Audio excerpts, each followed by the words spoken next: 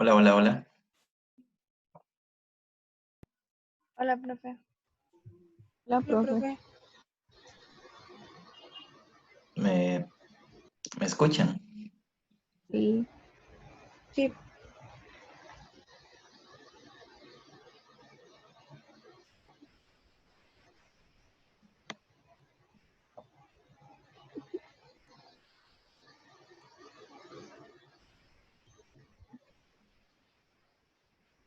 Hola, hola, ¿me pueden escuchar? sí, profe. Yo, de mi parte, sí. yo también. Yo también. Yo lo Igual, escucho.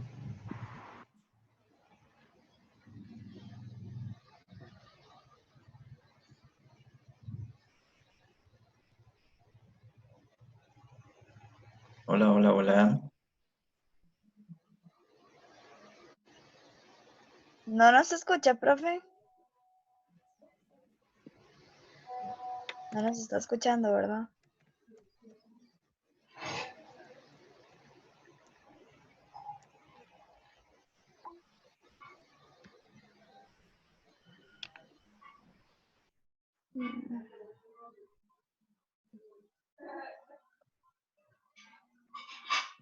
No, no los escucho.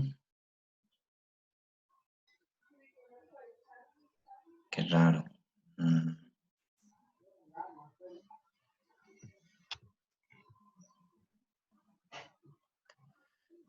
eh, Híjole, vamos a ver.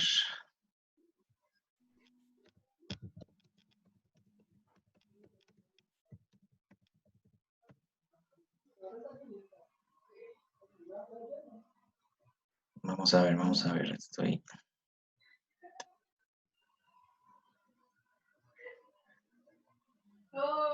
Mm,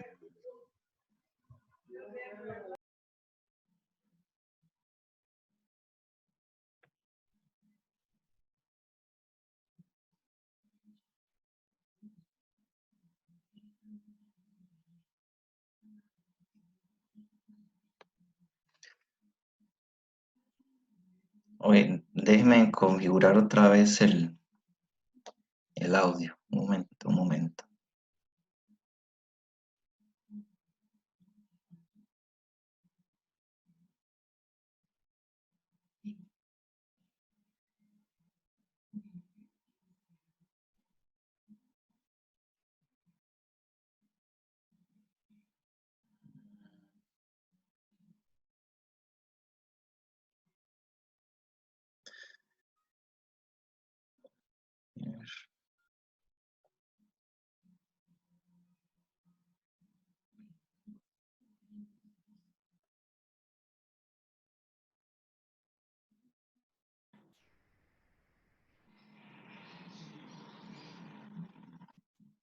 Hola, no me pueden. Bueno, perdón, yo no los puedo escuchar, ¿verdad?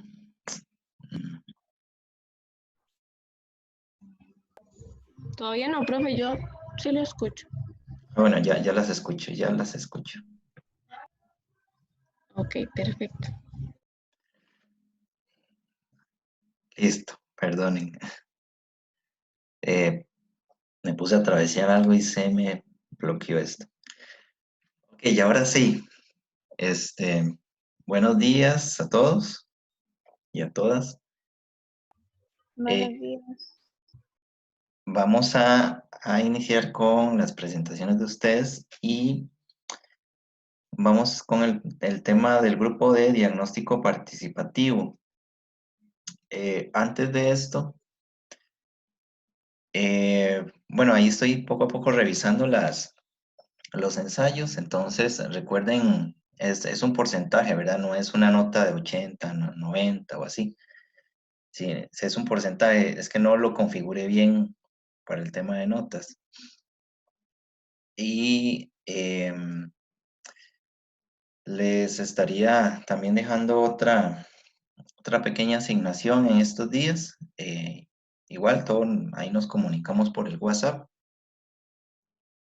Eh, las fechas del próximo trabajo grupal creo que ya están indicadas. Ahorita no recuerdo, ahorita me fijo los temas. Y importante, ¿cómo les ha ido con el resto de cursos? ¿Cómo van con todo? Ahí, profe, sobreviviendo. Bien. Lo mismo Estresante. digo. Más estresante que clases normales. Sí, profe. Bueno, para mí sí. Para mí Sí, también, por mucho. para mí también. Porque es mucho trabajo. Profe, yo creo que es más que todo como bueno, en mi caso, como las instrucciones, no es igual como que usted me asigne algo en clase y donde lo expliquemos y le hagamos las preguntas y todo quede claro, que nos asignen algo y no tener idea ni de qué es, o si Ujú. lo estoy haciendo bien o de qué trata. Es complicado, sí. Sí, sí, sí, toda la razón. Esperemos que solo sea este semestre y ya el otro se normalice un poco. Esa es la fe, profe. Sí. ¿Y cómo les ha ido con las evaluaciones? ¿Van saliendo o es que he escuchado, por ejemplo, en algunos cursos, especialmente cuando son muy de cálculos o fórmulas o cuestiones así, eh, o quizzes, que sí es un poquito más duro.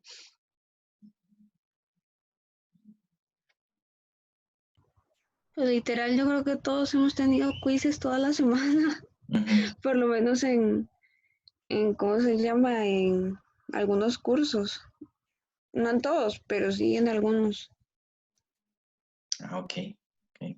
Sí, yo estaba pensando que por dicha ya nuestros cursos no son tan matemáticos, porque si no estaríamos más fritos todavía. Sí, exacto, bueno, ahí. Em, ok, bueno, vamos a empezar. Déjenme buscar la presentación uno. Vamos a ver. Ahora déjenme abrirla primero.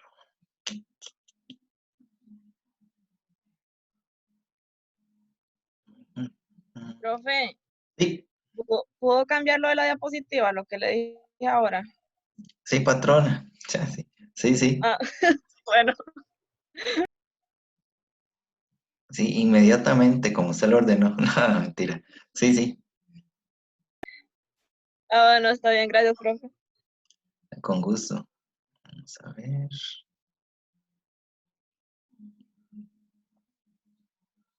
Espera un momentito. Esta máquina le va a dar una embolia. Está lerdísima.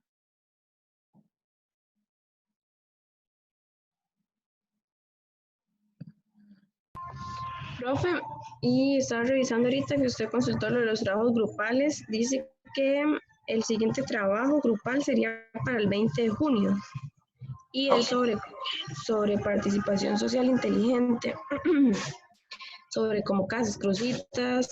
Para el primer grupo le tocó crucitas y la problemática ambiental. El segundo, pesca de arrastre. El tercero, explotación de recursos mineros. Y el cuarto, sobre la descarbonización. Ujú. Exacto. La idea es que indaguen, investiguen sobre esos temas y igual hagamos una dinámica de presentación y de discusión. Si están de acuerdo con esos temas o si el grupo tiene un tema que les interese, no hay ningún problema.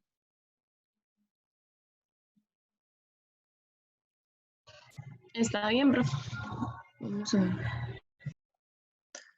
La idea es también hacer discusión entre nosotros sobre esto.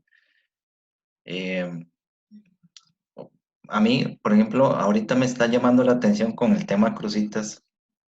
Ustedes saben que ahí hay una gran cantidad de personas migrantes. Eh, no sé, me llama la atención cómo el gobierno ha estado controlando eso ahora con el tema COVID.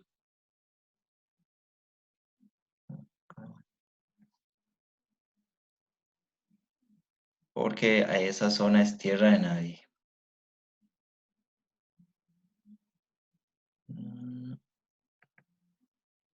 Permitan un momento, estoy abriendo las presentaciones.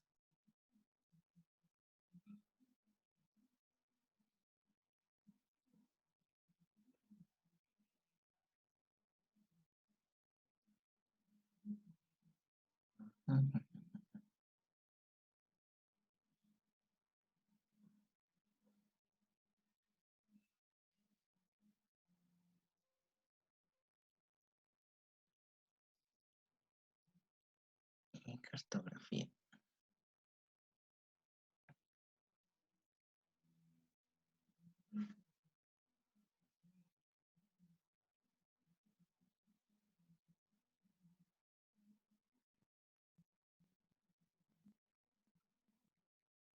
Ok, creo que ya. Vamos a ver.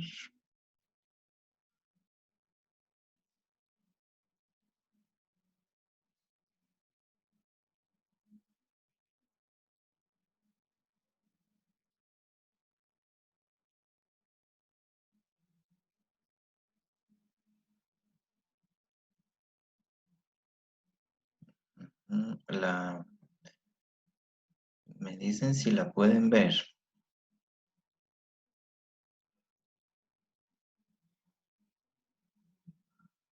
Yo sí, profe, pero la veo como pequeña todavía. O sea, no la he puesto en modo presentación. ¿Ahí? Sí. Ah, ok. Ahí. Ajá. Ok. Entonces, Génesis, Mónica, Elisa, Darian, cuando gusten, ustedes me van indicando y yo les paso la diapositiva. Está bien, profe. Entonces bueno, vamos a iniciar. Bueno, a mi grupo le correspondió el tema de diagnóstico participativo. Pasé, profe.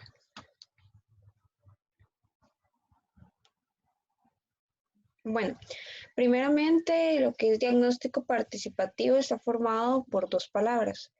La primera sería diagnóstico, que básicamente nosotros conocemos diagnóstico como una etapa en la cual se pretende analizar un proceso y se pretende ponerle como partes o procedimientos para poder comprender mejor lo que se va a llevar a cabo. Y participación es cuando un grupo de personas están interesadas en una misma meta o un mismo objetivo, toman decisiones y se ponen de acuerdo, por así decirlo, para implementar una medida o una forma de hacer las cosas en grupo o en conjunto. ¿Listo, profe?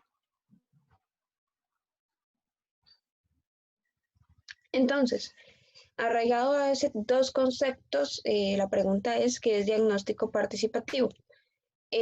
Según lo que estuvimos investigando, la palabra depende mucho de dónde se esté aplicando.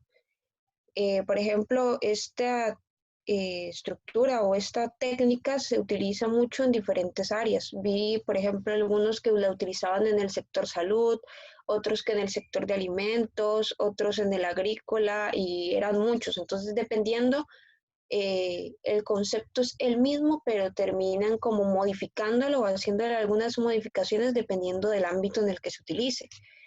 Pero normalmente se utiliza para mejorar la calidad de vida o la integración de una población, generalmente para formar una participación democrática y libre, que cualquier persona pueda participar.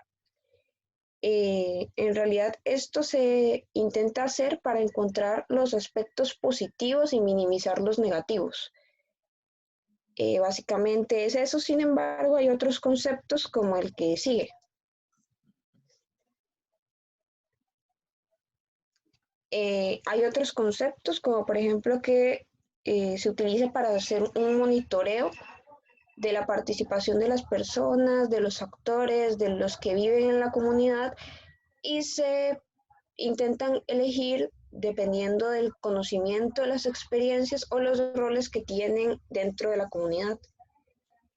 El diagnóstico también puede ser continuo para determinar el punto de vista de diferentes miembros de la comunidad, porque es necesario saber qué piensan todos los miembros de la comunidad para poder hacer elección de un tema o de una problemática.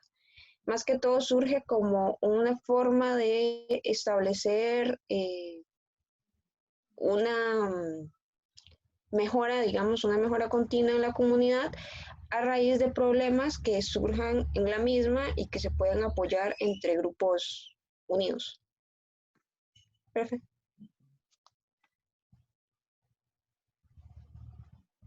Entonces, a raíz de eso, entramos en lo que son los beneficios. Generalmente los beneficios es capaz de, digamos, orientar lo que son las formas de trabajo y que se pueda avanzar con una mayor asertividad, más que todo para evitar, digamos, que hayan los suficientes fallos o ineficiencia. Intenta que hayan controles de tratamiento en la población y que todo se haga de acuerdo como a un plan o a una estrategia que tengan que seguir. Además de eso, que también se puede aplicar en muchísimas áreas distintas dependiendo de lo que se quiera trabajar. Siguiente, profe.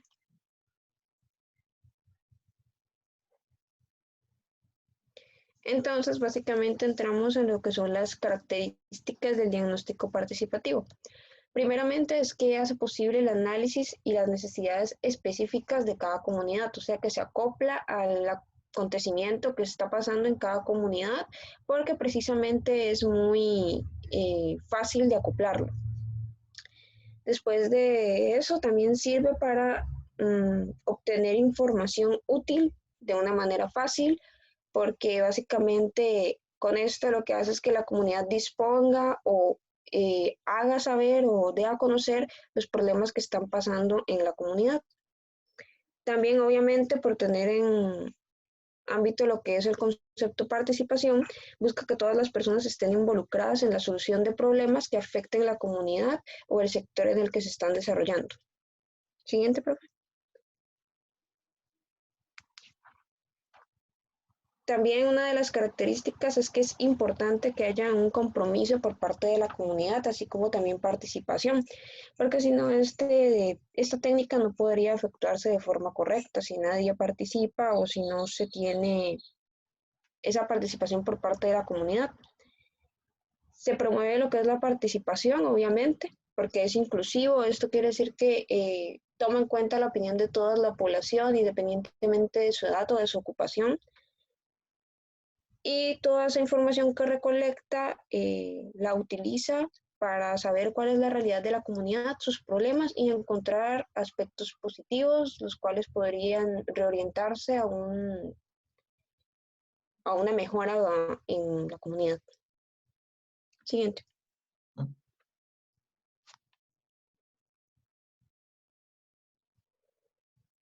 Bueno, ahora yo les voy a hablar sobre los pasos de un diagnóstico participativo. Siguiente. El paso número 1 es identificar el objetivo del diagnóstico participativo. Y para empezar hay que conocer bien el problema, porque a partir del problema o de una situación irregular es lo que se va a dialogar o racionar para ver cómo cambiarla y qué cambiar. A partir de ello, hay que precisar para qué se requiere la información, por lo cual se va a definir otros ámbitos como quiénes van a participar, cuál es el plazo, cuál va a ser el plazo de este diagnóstico y también que una vez tener estos datos, mantener en contacto con otras organizaciones sobre lo que se pretende hacer. Siguiente. Para el paso número 2, ya a través de tener definido los participantes, el territorio, los funcionarios, entre los otros ámbitos, en la planificación se debe considerar la cultura y la dinámica de las comunidades con los cuales se va a trabajar. También se debe considerar otras organizaciones y se sugiere utilizar un formato simple que sirva de guía a todos los involucrados del proceso, es decir, para que todos entiendan cómo se va a trabajar. Y también se requiere que a la hora de presentarlo a la comunidad sea de una manera precisa para que todos entiendan. Siguiente. Ahora el paso número 3 que es realizar el diagnóstico. Este se trata de recoger la máxima información que se va a aplicar en el plan elaborado y también que aparte del transcurso del tiempo en el que se va a realizar el diagnóstico, considerar otras modificaciones, porque tal vez en la comunidad o en una organización donde uno va a estar trabajando se puede presentar otros problemas que al principio no se tuvieron en cuenta y con ello operar con sentido de oportunidad. Siguiente. Y el paso 4 es comunicar los resultados o conclusiones a la comunidad, que hay que tener la credibilidad y la confianza necesaria para accionar a la comunidad del establecimiento con el que se juega en esta fase. Y la información debe ser presentada siempre cubriendo los diferentes públicos y espacios territorial a los que se accedió y mantener una variedad de medios para que le llegue la información final a todas las personas que estuvieron participando en este diagnóstico. Siguiente.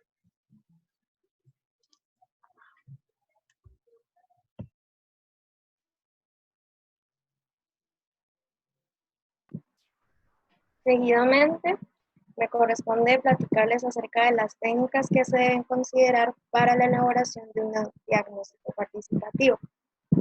Es de suma importancia que las técnicas que se utilicen consideren la realización de actividades que involucren la participación entre los actores de la comunidad y la población en general, para que con ello se facilite la expresión o las inquietudes de la comunidad, que haya como involucramiento de ellas.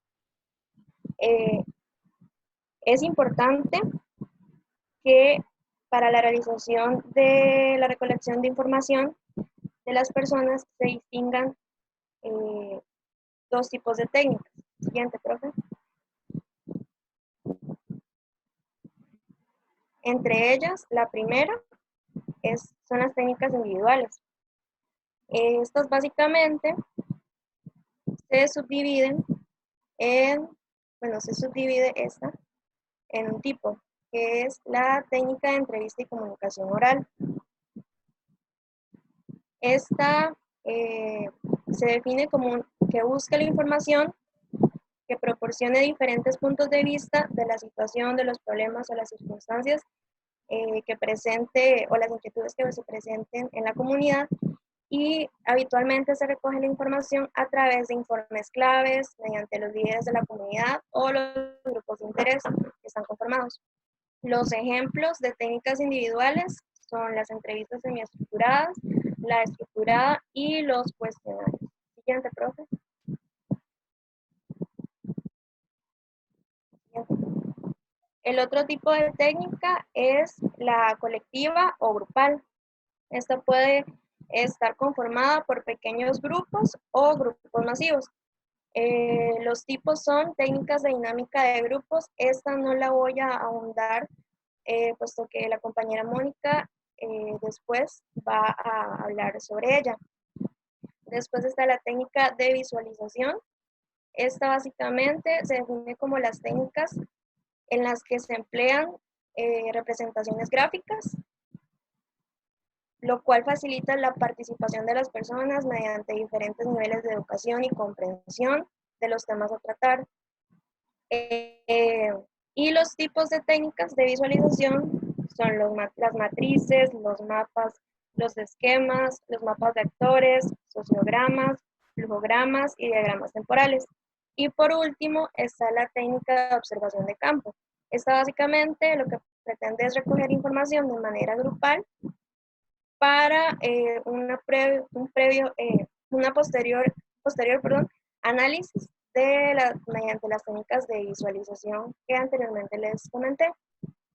Y los ejemplos son las visitas domiciliarias, las observaciones directas, y eso sería, profe. Siguiente.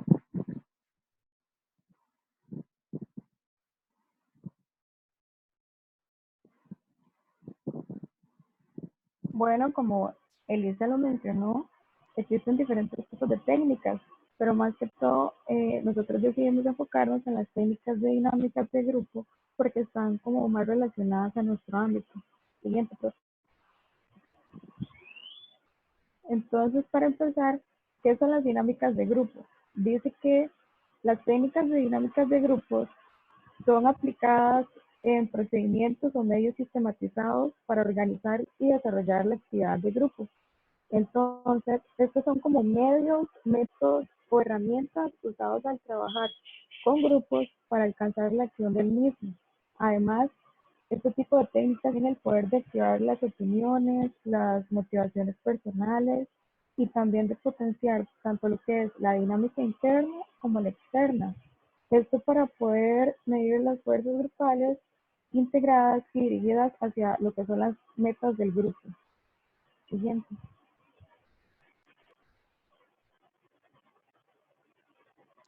Entonces dice que las técnicas de dinámicas de grupos requieren de alguien que o dirija la actividad, o sea, un mediador. Esto para fomentar la colaboración y así guiar el proceso de aprendizaje. El aprendizaje de lo que es un grupo y de los diferentes procesos que se manifiestan se resume en lo que son 4 fases. En estas se puede explicar lo que es la experiencia concreta, que son como técnicas en dinámicas de grupos que permiten vivir experiencias concretas nuevas. También están lo que son las observaciones reflexivas, que estos permiten observar las experiencias grupales desde muchos puntos de vista y con ellas se puede reflexionar sobre los procesos. Esto es como más que todo para seleccionar casos, situaciones, ejemplos y contextos más personales. Están también las de generalización, que en estas se pueden extraer conclusiones para así poder adoptar nuevas visiones sobre las realidades sociales y personales. Y por último están las de experimentación activa, que en estas se debe actuar según estas nuevas experiencias. Siguiente, profe. Bueno, como en toda técnica existen limitaciones y las técnicas de dinámicas de grupo tienen estas dos. La primera es que se requiere mucho tiempo para la ejecución. O sea, uno debe determinar qué tanto va a realizar la actividad, qué tanto se va a extender. Y B, dice que la dificultad de medir lo que se ha aprendido, o sea que no existen formas de determinar con exactitud cuántos conocimientos va a adquirir o van a adquirir las personas relacionadas en la temática. Para las técnicas y dinámicas de grupo se deben tener en consideración varios aspectos, como por ejemplo los objetivos que se persiguen, la madurez del grupo, el tamaño del grupo. Por ejemplo, no va a ser lo mismo trabajar con 20 o 30 personas que con 4 o 5. También las características de los participantes, lo que es edad, intereses, necesidades, expectativas, el tiempo disponible, como lo mencioné anteriormente, el tipo de material que se va a utilizar para la técnica y la experiencia de la persona encargada de dirigir la dinámica, pues que va a ser como el mediador. Siguiente.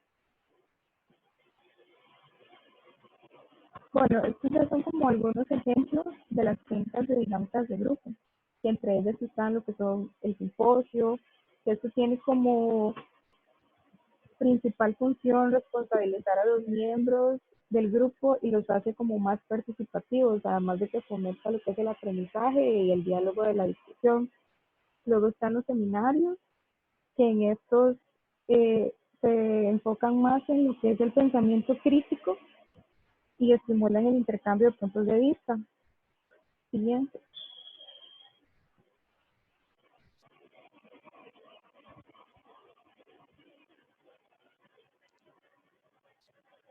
Están los que son las lluvias de ideas.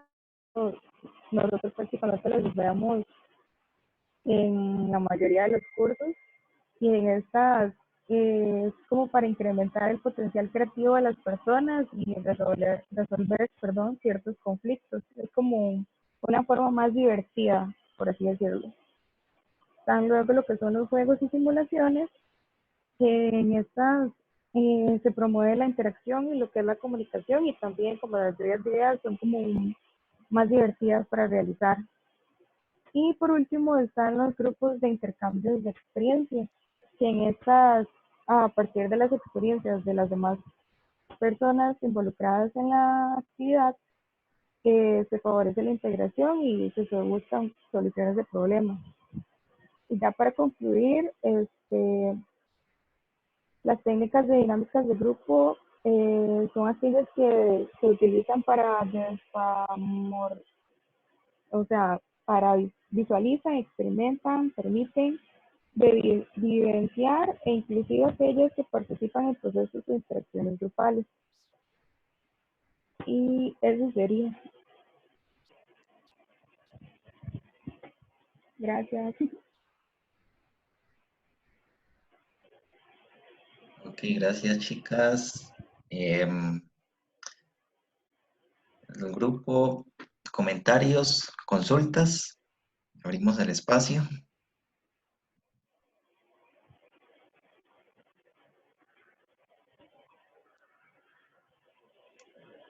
¿Algún comentario, alguna consulta?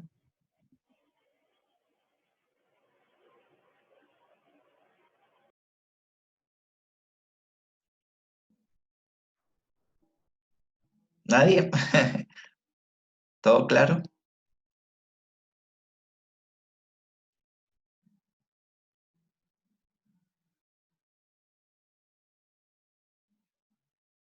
Ok,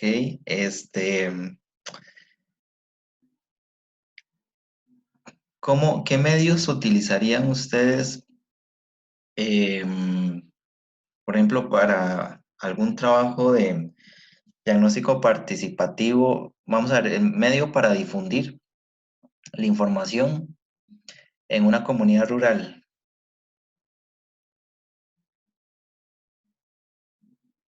Ok, profe, es que dependería mucho de la población, digamos, pero teniendo en cuenta que es una comunidad rural, eh, pienso yo que sería lo ideal como por medio de afiches tal vez o por ir, digamos, a hacer una reunión como para comunicar los resultados, porque teniendo en cuenta que es rural, no creo que todos tengan acceso, por ejemplo, a medios tecnológicos. Entonces, sería como la forma, empezando porque habría que incluir a todas las personas, incluyendo adultos mayores, que usualmente no son muy tecnológicos. Exacto. Sí, y tal vez haciendo uso de lugares de reunión común en la comunidad, por ejemplo, la iglesia o el salón comunal, Ujú. ¿verdad? Que son puntos de reunión. Y al principio, por supuesto, a veces uno se enfoca en identificar problemas o faltantes, pero como ustedes decían al principio, también el tema de identificar cosas positivas y potencializarlas en caso de factores protectores que hayan en la zona.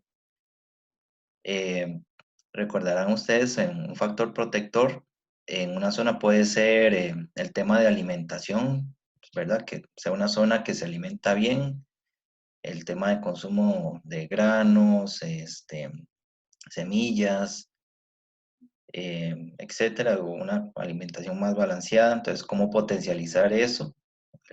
Que la mayoría de habitantes tiene sus huertas, por ejemplo, o hay espacios de esparcimiento, o son buenos en alguna actividad física. Para no centrarnos solamente en problemáticas o en hacer un diagnóstico de qué es lo que hay y dejar de lado lo que sí hay, ¿verdad? Que puede ser aumentado.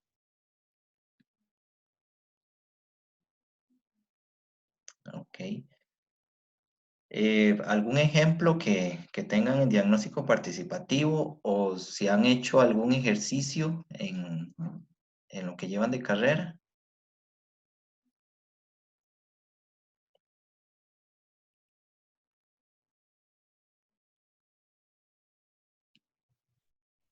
Eh, Algo así como tal vez ir a una comunidad o Ujú, algo parecido.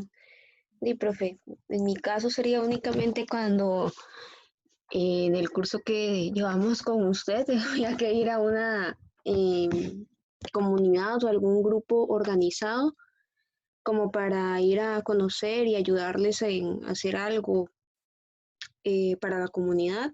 ujú, Sería más que todo en mi caso, como es el momento donde uno tenía que ir a reunirse con las personas, ver qué más o menos en qué uno podía ayudarle y pues ayudarle a hacer todo como un mapeo que nosotros hicimos en el trabajo para saber más o menos quiénes influían, cómo influían y todo ese tipo de cosas. Fuera de eso, creo que, al menos en mi caso, yo no he tenido otro tipo de experiencia más que esa. ujú. Ok. Sí, es importante, posiblemente en algún momento vayan a tener que realizar un diagnóstico participativo, no ustedes solos, sino en conjunto con otros profesionales. Eh, como ustedes bien indican, el tema de manejo de los grupos, a veces por afinidad, grupos no muy grandes, y en donde se les facilite o se les invite a ser creativos, ¿verdad? A tener la libertad de expresarse, sea para bien o sea para mal, pero que ellos saquen también a relucir sus criterios y opiniones sobre algún tema que los llame, ¿verdad?, a reunirse. Eh, y trabajar con grupos es interesante. Eh, por ejemplo, aquí hace unas semanas habíamos participado con un plan estratégico para mitigación de cambio climático. Y lo que los organizadores hicieron no fue reunirnos a todos, sino que se hizo por pequeñas reuniones con diferentes actores. Por ejemplo, los que trabajaban el tema de salud. Entonces éramos un grupito ahí, con lo que dicen, lluvia de ideas, luego hacer prioridad de problemáticas. Otro grupito era el tema transportes, ¿verdad? Todos los que manejaban con el tema de transporte vehicular, transporte público. Otro grupito creo que era el de academia y educación, y así, para sacar líneas de acción, objetivos comunes a esos grupos de interés. Entonces, sí eh,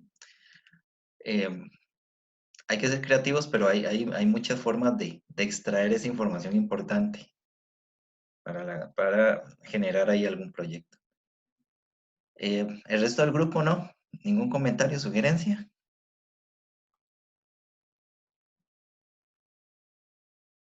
Ok. Me siento como Dora la exploradora a veces, pero se quedan callados, chicos. Ok, vamos a seguir con marco lógico.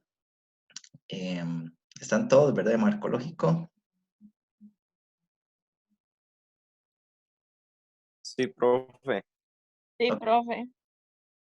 eso ya casi lo pongo. Vamos a ver. Aquí está. Ok, excelente el primer grupo. Vamos con el segundo grupo. Ajá, ahí lo pueden ver. Sí, profe. Ok. Adelante, cuando gusten. Bueno, buenos días. Nosotros nos correspondió el tema de marco lógico en proyectos y programas. Profe, ¿lo puede pasar, por favor? ¿Qué es? ¿Qué es el marco lógico? Profe, ahí tenemos que utilizar una metodología, ahí lo puedo ir pasando porque son con transiciones. Entonces, bueno, ¿qué es el marco lógico? Es una herramienta que facilita el proceso de conceptualización, diseño, ejecución y evaluación de los proyectos. Además, está centrada en los objetivos, los grupos beneficiarios, ayuda a la participación y a la comunicación. Además de que colabora mucho en lo que es la identificación y valoración de actividades, ya que encajan en el marco perfecto de un proyecto. Luego ayuda en la preparación del diseño de los proyectos para que tenga como lógica, como un guión. Luego le da un valor al proyecto y lo que hace es como ver qué proyectos pueden ser aprobados y les pone ese monitoreo para la revisión y evaluación del progreso que él genere. Y puede ser utilizada en cualquier etapa de un proyecto.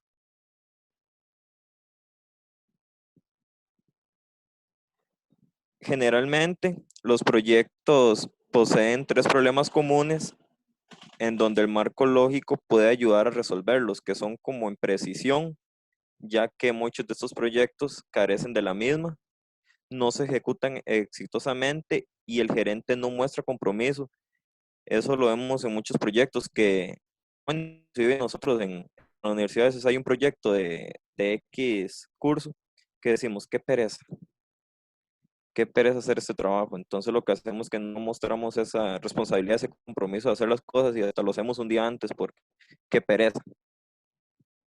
Y luego ellos se preguntan cómo luciría el proyecto si tuviese éxito.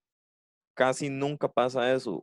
Y también yo lo he reflejado con la U, como con algún proyecto que decimos, este tema nos puede servir para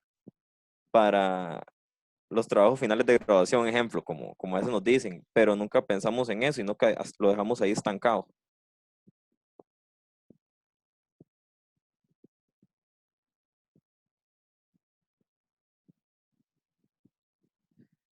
Entre los aportes que genera el marco lógico están: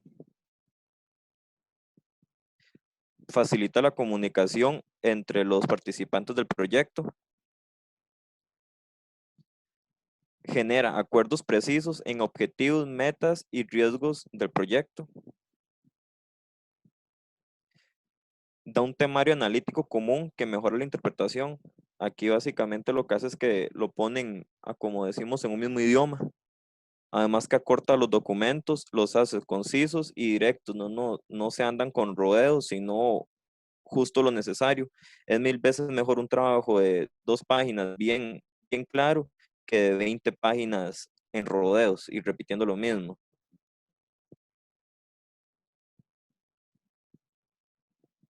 Luego que forma una lógica en el plan de ejecución que genera como un diagrama de flujo correcto para la realización del proyecto.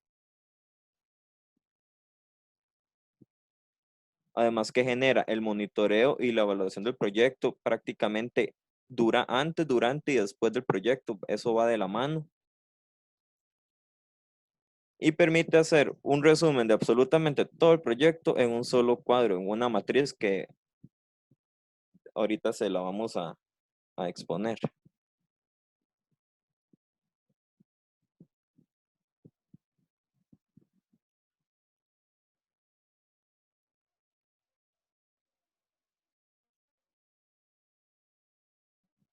El marco lógico posee 2 etapas, que son identificar los problemas y dar la solución, como anteriormente se los comenté. Y existen 4 tipos de análisis para realizar, que es el análisis del involucrado, el análisis de los problemas, que esto va reflejado con la imagen de la realidad.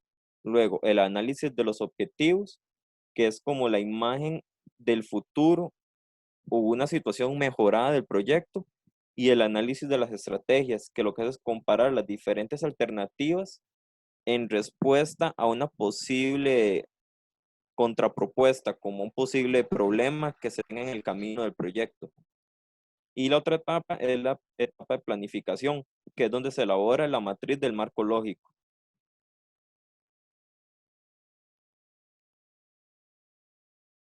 Y ahora, como de manera sintetizada, lo que estaba explicando mi compañero Luis Carlos, esta sería como la estructura metodológica del marco lógico. Entonces ahí pueden observar, el primer paso sería el análisis de los involucrados, es decir, a quiénes son los que van a estar involucrados en esto, a quiénes les va a afectar de manera directa o indirecta, quiénes son los que van a participar. El análisis del problema, es decir, con este proyecto, qué es lo que buscamos o qué es lo que queremos solucionar en nuestra comunidad o lo que sea que vayamos a afectar con este proyecto. El análisis de los objetivos, que básicamente es qué busca el proyecto, qué es lo que quiere hacer el proyecto, cuál es la meta del proyecto. El análisis de las alternativas, es decir, por qué opción es más viable realizar este proyecto. La estructura analítica del proyecto, esto lo que hace es como tomar en cuenta el análisis de las alternativas y elaborar como un árbol de objetivos para poder verificar si lo que estamos haciendo está como acorde a lo que quiere realizar el proyecto. Luego la matriz del marco lógico, que es como un paso muy importante porque va a permitir explicar de manera sintetizada todo el proyecto nada más en un cuadro. Y luego la evaluación intermedia, que eso lo que pretende es como verificar que lo que se está haciendo en el proyecto está teniendo resultados exitosos y eso se puede hacer en cualquier etapa del proyecto. Luego les vamos a hablar, siguiente, profe, sobre los pasos para realizar una matriz de marco lógico, que eso es como el paso importante que permite como sintetizar todo. Siguiente. Entonces, uno, para poder realizar la matriz, es la definición del objetivo general o meta, que eso es la razón por la cual el proyecto se ejecuta y usualmente corresponde a un objetivo nacional o sectorial o un programa. Como por ejemplo, basar el objetivo general o meta en un proyecto de las metas del milenio planteadas por la ONU. Entonces ahí les puse un ejemplo de un objetivo general, que sería mejorar los ingresos de los productores de arroz, incrementando la productividad de sus unidades productivas. Luego, el paso 2 sería la definición del objetivo del proyecto, que eso sería describir lo que se desea alcanzar con el proyecto. Entonces, usualmente se plantea que un buen proyecto debe tener un objetivo solamente. Esto como para facilitar que todo lo que se vaya a hacer vaya centrado en una sola acción y no tener como varias cosas. Entonces, con ese objetivo se debe contribuir de forma parcial al logro del objetivo general o de la meta, y ahí les puse otro ejemplo que sería introducir nuevas tecnologías con variedades mejoradas de arroz de alto rendimiento. El paso número 3 sería definir los resultados o productos para alcanzar el objetivo del proyecto. Entonces, estas son acciones específicas que pueden ser bienes o servicios que van a ser alcanzados a través ya sea de actividades o tareas y también de la eficiente administración de los recursos. Eso se debe expresar en el proyecto como hechos cumplidos. Entonces, por ejemplo, por lo menos 100 variedades de arroz de alto rendimiento y con resistencia a esa especie que sale ahí. El paso número 4 sería definir grupos de actividades para lograr cada resultado. Es decir, las actividades lo que hacen es como describir cómo vamos a lograr esos resultados. Y se debe incluir la cantidad de actividades suficientes para alcanzar cada meta que se haya propuesto en el proyecto.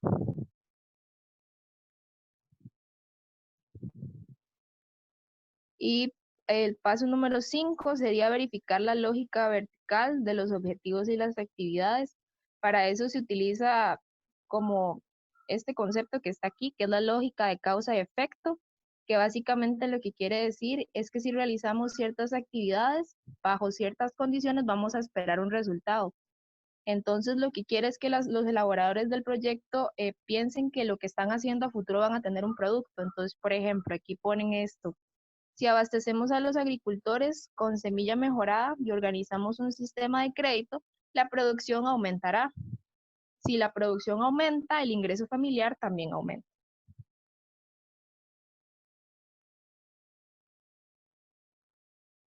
Y el paso número 6 es como tener suposiciones importantes que se requieren en cada nivel.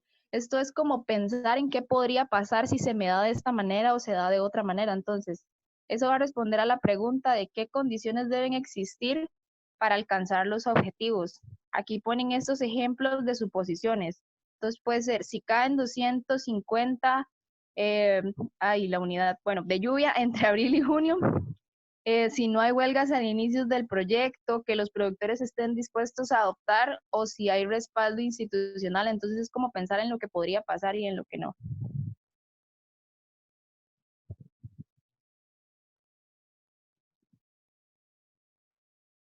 Y Profe, bueno, ya estás ahí, Alex. sí, es que tuve un problema, se me fue el internet, pero yo creo que ya.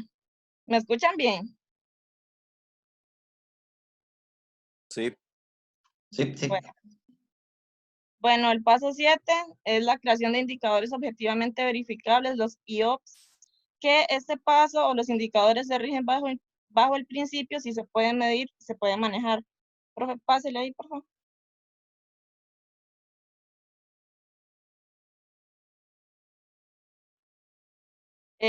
Bueno, los objetivos básicamente lo que hacen es medir el proceso de alcance de los objetivos y prácticamente lo que hace es verificar si se está cumpliendo con profe, otra vez,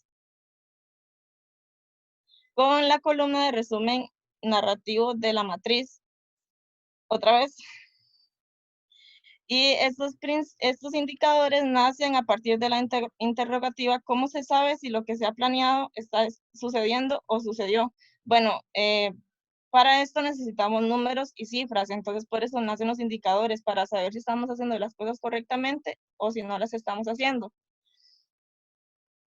Sí, pero no importa, pásale. Para construir esos indicadores, no hay algo como establecido, pero casi siempre se utiliza el criterio AMORE, que significa asequible, medible, oportuno, relevante y específico. Bueno, asequible significa que el costo y el método de recolección tiene que ser como fácil, porque si es algo costoso, pues obviamente no es como factible para el proyecto. Luego tienen que ser indicadores cuantificables, o sea que tenga que ver con números. Si bien es cierto, no todos los indicadores pueden ser cuantificables, hay unos que pueden ser cualitativos y esos obviamente no se pueden medir. También que tienen que ser oportunos, se tienen que tomar en cuenta en el momento indicado para influenciar un proceso de decisión.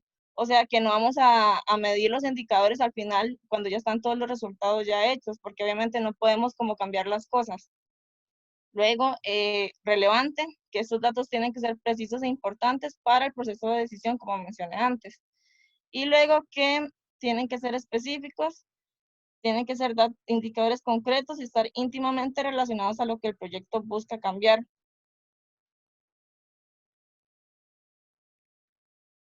Y esos indicadores tienen que interpretarse en función a la cantidad, tiempo y calidad. Luego, es mejor que hayan menos cantidad de indicadores. O sea, que entre menos indicadores haya, mejor.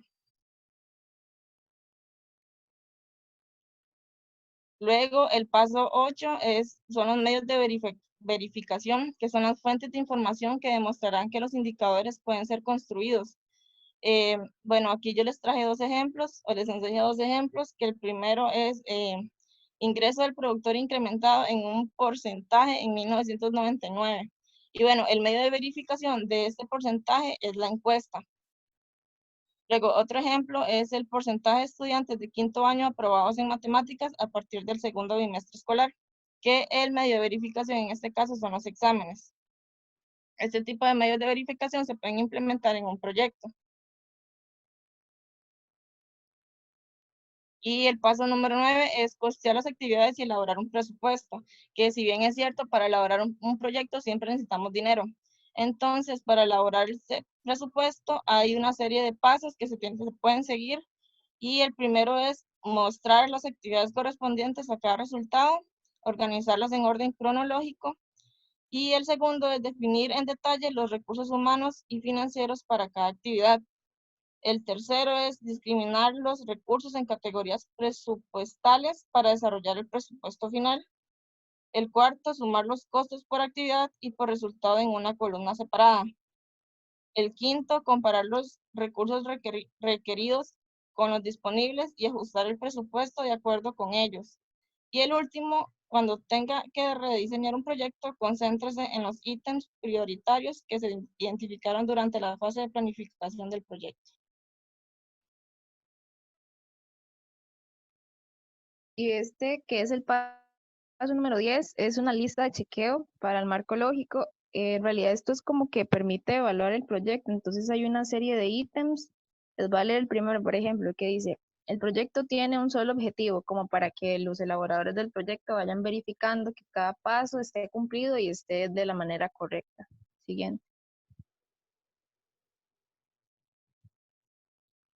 Y este ya para finalizar es un ejemplo de cómo se vería un marco lógico. Esta es la matriz y ahí pueden ver, más adelante con detalle lo van a ver porque creo que ahí, por ahí se puede ver muy pequeño. Ahí está como todo de manera sintetizada y cómo se vería al final ya un proyecto con esta metodología.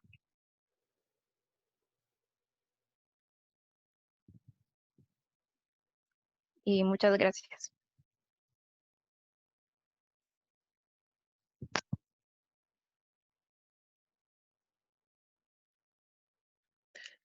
Ok, chicos, muchas gracias, excelente. Em, Compañeros, comentarios, consultas.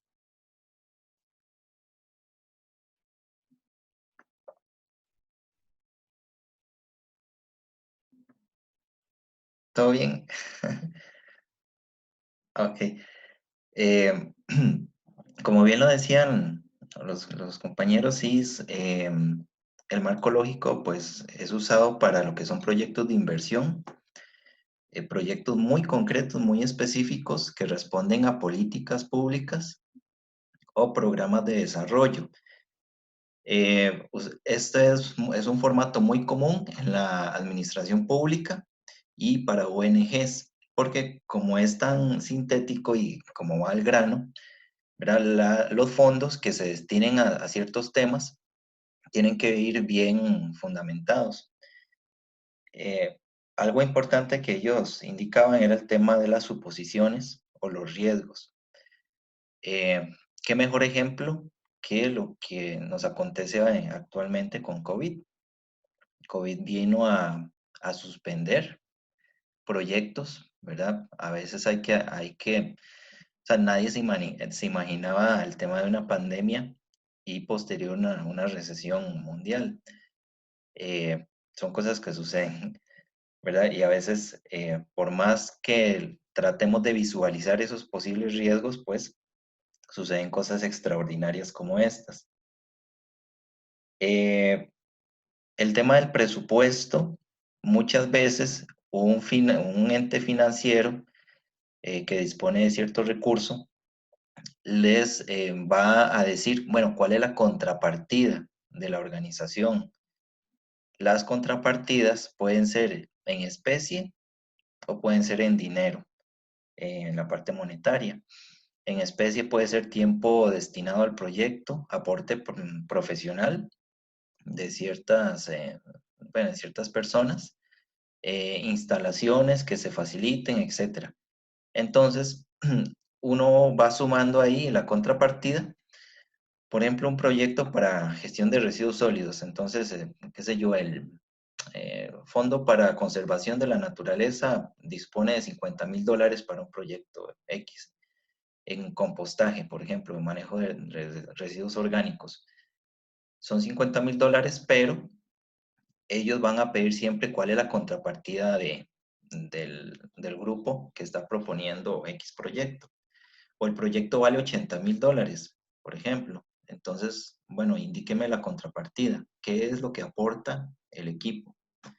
Porque ningún proyecto, especialmente de donación o inversión, va a dar el 100% del costo. Pero siempre van a dar un porcentaje. Al grupo, vamos a ver qué ejemplos de proyectos reales se les vienen ahora que hicieron la búsqueda y estuvieron revisando todo el tema de marco lógico. ¿Qué proyectos se les vienen a la mente que hayan visto en la realidad?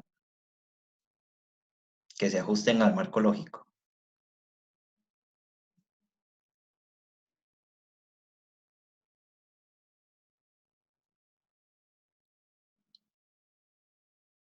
Grupo, Pero puedes repetir la pregunta, es que no le entendí. ok.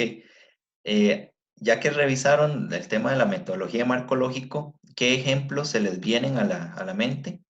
Ejemplos reales que se ajusten a la metodología de marco lógico.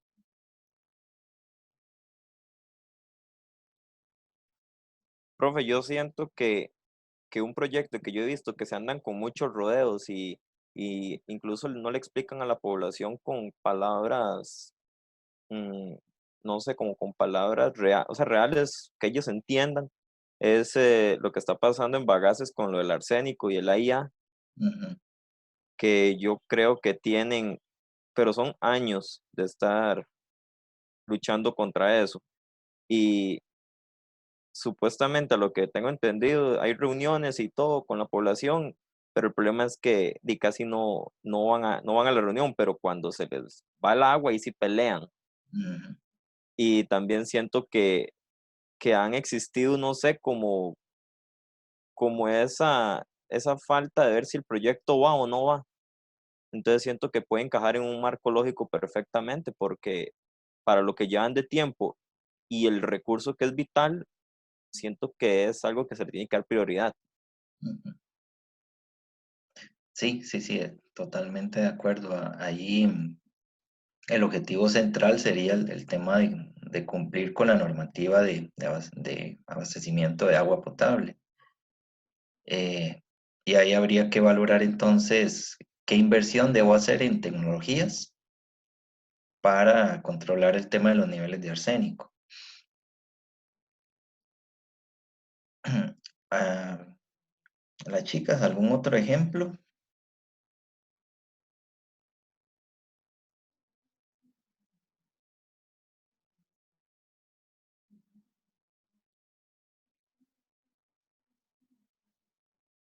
Pero yo la verdad no se me ocurre nada. ¿Cómo así? ¿Pero cómo? No. De Eh, hecho, profe, digamos, yo tengo que ser sincera, a mí este tema me costó un toque comprenderlo, ah, bueno, para eso estamos. que es bastante como estructurado. Yo lo Sí, veo hasta como algo científico, digamos. sí. Por eso los entes en financiamiento lo prefieren, porque como ustedes lo explicaron, va al grano. Y si voy a pedir recursos para cierto proyecto, bueno, ¿qué es lo que voy a hacer? ¿Cómo lo voy a hacer? ¿Cuándo? ¿Con quién? ¿Y qué indicadores voy a tener para ver si está funcionando o no? Y a mí me llama mucho la atención el tema de marco lógico porque yo sé que ustedes lo han visto. Hay proyectos que nacen muertos, hay proyectos que simplemente se derrochó dinero y no pasó a nada más. Proyectos municipales, proyectos del Estado. eh, Vamos a ver, por ejemplo, alguno que se me venga a la mente. Mm, veamos. Bueno, por ejemplo, ahorita lo que está con municipio, lo que es gestión integral de residuos sólidos. Recuerdo una municipalidad que antes de tener cualquier inventario o análisis del tema de gestión de residuos sólidos, se les ocurrió invertir de una vez en puntos de separación en varios puntos de la comunidad. Eh, Simplemente destinaron el dinero y todo, y adivinen lo que pasó, esos puntos de separación se convirtieron en botaderos, ¿verdad? O acumuladores de todo, porque la población no estaba sensibilizada. Entonces, se fueron directo a una acción concreta sin establecer todo lo que era necesario antes, de previo. Entonces, la inversión se... Profe, Ujú. de hecho, ahorita que usted habla de un plan de gestión de residuos sólidos, nosotros en TCU estamos haciendo algo así. Ah, Entonces, como se me vino a la mente que tal vez en eso se podría aplicar un marco lógico, ujú, porque es igual una comunidad en la que no se da ningún tratamiento a los residuos, simplemente o sea, no se separan ni nada. Entonces, como que se me viene a la mente eso. Ujú. Exacto. Y es importante porque imagínense, por ejemplo, que JICA o la Agencia de Cooperación Japonesa disponga, qué sé yo, tantos miles de dólares para un proyecto X en gestión de residuos sólidos. Si ustedes quieran establecer o hacer algo muy específico en el tema de composteras o residuos orgánicos, el marco lógico les va a servir mucho o va a ser lo importante para acceder a esos recursos o que la municipalidad acceda a esos recursos. Perfectamente lo pueden aplicar, claro que sí. Otro ejemplo que ahorita está mencionando el gobierno es el tema del tren eléctrico, ¿verdad? El tren eléctrico responde a un objetivo superior como ustedes lo indicaron, de desarrollo sostenible, el tema de emisiones, etcétera. Bueno, entonces, ¿qué es lo que quiero? Concretamente es la inversión en un tren eléctrico y de ahí vienen varias consecuencias. Disminución de emisiones, diversificación del tema de transporte en el país, aumento de, bueno, o nacimiento de otros negocios, por ejemplo, en las estaciones de tren eléctrico, que haya más actividad económica, no sé, eh, inversión de empresas nacionales que se metan en el proyecto, etc. Entonces ese podría ser otro ejemplo. Pero ya que ustedes lo revisaron y todo, pues es bastante concreto y muy útil. Y es lo que se usa más en proyectos de inversión. Entonces lo van a ver cuando estén trabajando con alguna organización. Van a tener que hacer uso de esta metodología. Ok, ¿claros? ¿Seguimos? Seguimos, profe. Sí, profe, sigamos. Ok. Vamos con investigación, acción participativa. Ya les muestro la presentación.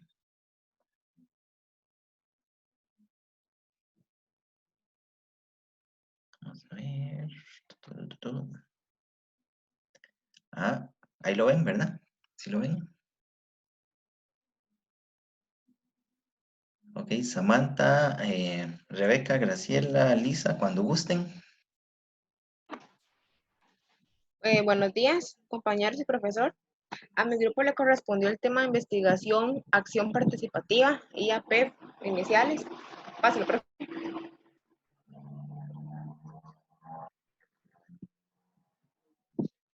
Lo primero son conceptos de la investigación y datos generales. Ya.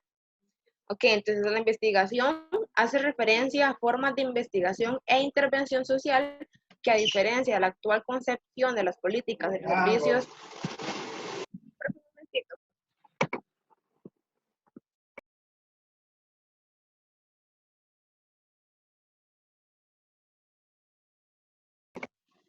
perdón, es que me están interrumpiendo mucho.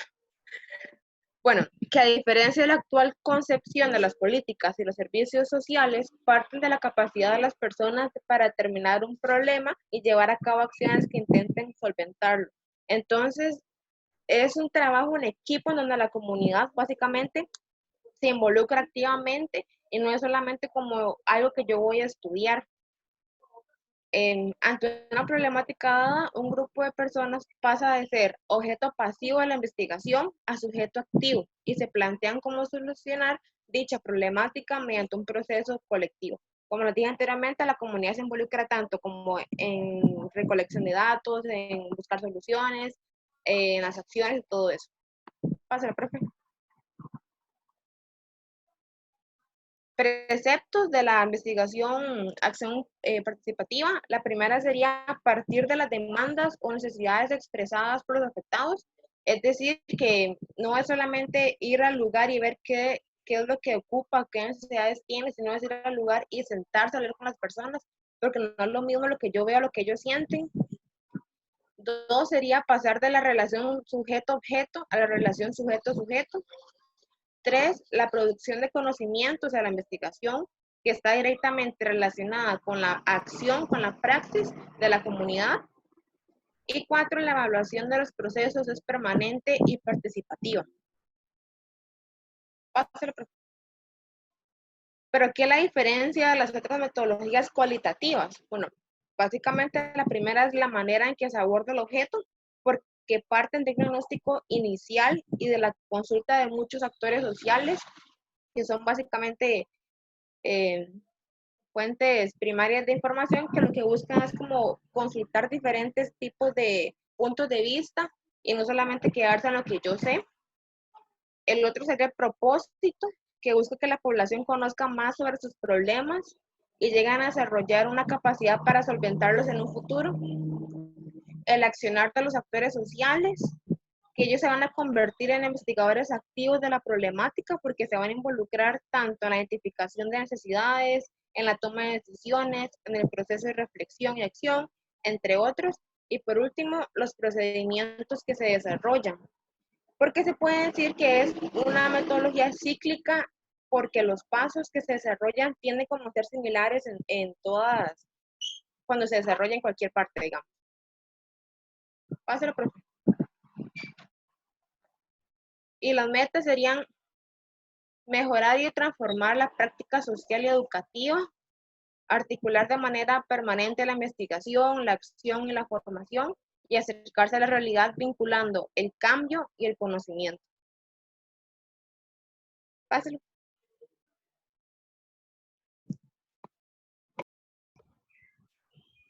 Bueno, yo les voy a hablar sobre los objetivos y principios. Como mencionaba mi compañera, la investigación de acción participativa es una herramienta de motivación y promoción humana que permitirá garantizar la participación activa y democrática de la población. Esto con un planteamiento y la ejecución de sus programas y proyectos de desarrollo. Hácelo, profe. De acuerdo a esto, se establecen 4 objetivos, que dentro de ellos están promover la producción colectiva del conocimiento, rompiendo el monopolio del saber y la información, permitiendo que ambos se transformen en patrimonio de los grupos postergados. El segundo objetivo es promover el análisis colectivo en el ordenamiento de la información y en la utilización de que en ella pueden hacerse. Pásala, por favor. Y como objetivo 3 está establecer relaciones entre los problemas individuales y colectivos, funcionales y estructurales, como parte de la búsqueda de soluciones colectivas a los problemas enfrentados. Y la 4 es promover el análisis crítico colectivo en el ordenamiento de la información y la utilización de que ella puede hacerse. De este modo, los objetivos de la investigación son conocidos no solo por los investigadores, técnicos y los encuestadores, sino también para toda la propia comunidad. O sea, todos deben de conocer esos objetivos, tanto los investigadores técnicos, los encuestadores, como la propia comunidad. Siguiente, profe. Y por otra parte están esos principios que se desprenden,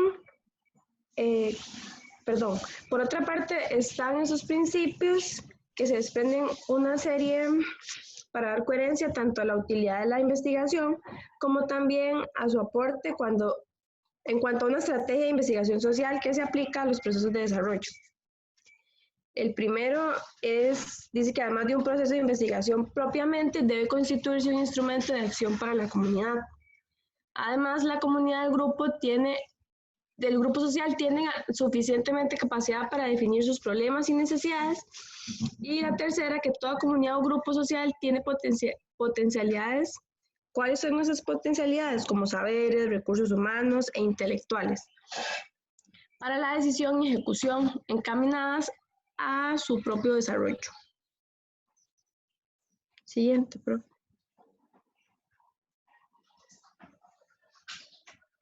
Y luego está que cualquier acción exógena de intervención, investigación, organización que persiga el desarrollo de una comunidad o grupo social debe suscitar la activación, participación de la comunidad en el proceso.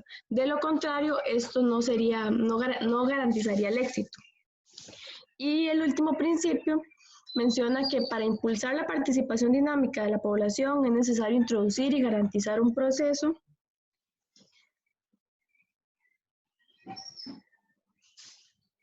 ¿Me escuchan? Hola. Sí, sí, sí. Entonces, perdón, la quinta sería, para impulsar la participación dinámica de las poblaciones, es necesario introducir y organizar un concepto de confrontación crítica y constructiva de la comunidad como los resultados de la investigación y retroalimentación. Este es un proceso, lo denominan como retroalimentación porque ese es un proceso que debido a que mediante de la retroalimentación se da la oportunidad de que los miembros de la comunidad o grupo social expongan sus criterios e ideas para que se haga un análisis acerca de la situación. O sea, es como parte, en sí los principios se basan en eso, en la comunicación de la parte de los investigadores y de la comunidad. Siguiente.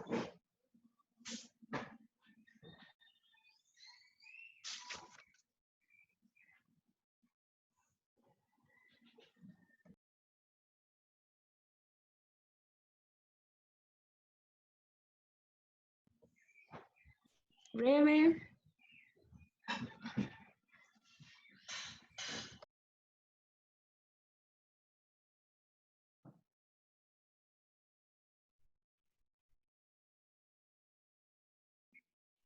Hola, hola. Profe, va breve, pero no sé por qué, no sé si tiene problemas con el internet. Vamos a ver, ok.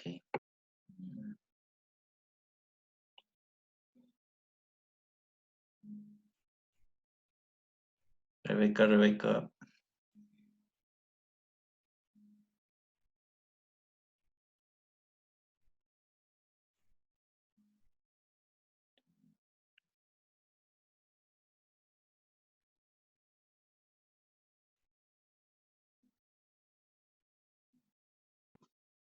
Voy a llamarla. Sí, la perdimos.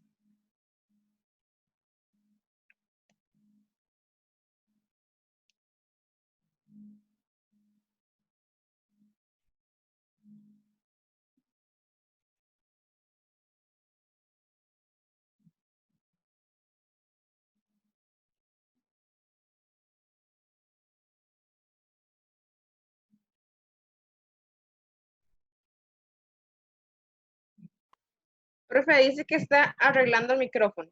Que le dé un chancecito. Ok, ok. Bueno, entonces, mientras tanto ahí aprovecho y esto creo que no sé si en algún momento se los conté, bueno, se los había pasado de una conferencia de TEDx, un grupo de italianos que fueron a cultivar tomates a África. No sé si se acuerdan de ese ejemplo. Yo no, A mí me parece que sí, profe. Yo creo que sí. Sí, por eso es importante que las soluciones nazcan de la comunidad.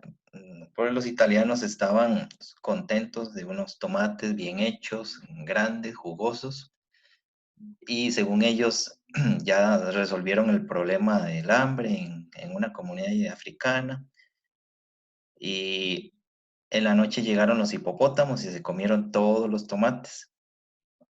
Entonces llegaron los italianos y todos impresionados, asustados, yo, ¿qué pasó? Y, ¿por qué no nos dijeron que habían hipopótamos? ¿Verdad? Y entonces alguien le responde, por esa razón no sembramos tomates aquí. Entonces ellos simplemente dijeron, lo que les hace falta es, lo que ustedes ocupan es cultivos de tomate. No preguntaron, no consultaron, y la sabiduría del pueblo pues no fue tomada en cuenta.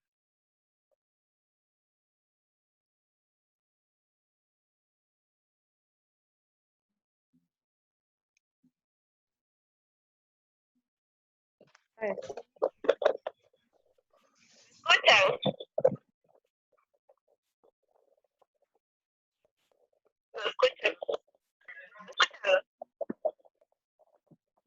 Entrecortado.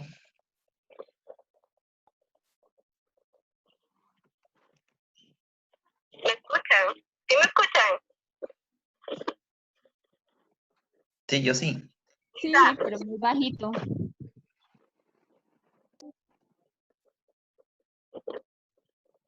¿Me escuchan, Lisa? Profe, es que estamos intentando que ella hable desde el teléfono, Ah, ok. Creo que sí pero le... no. ¿Sí le escuchan? Sí. Pero sí.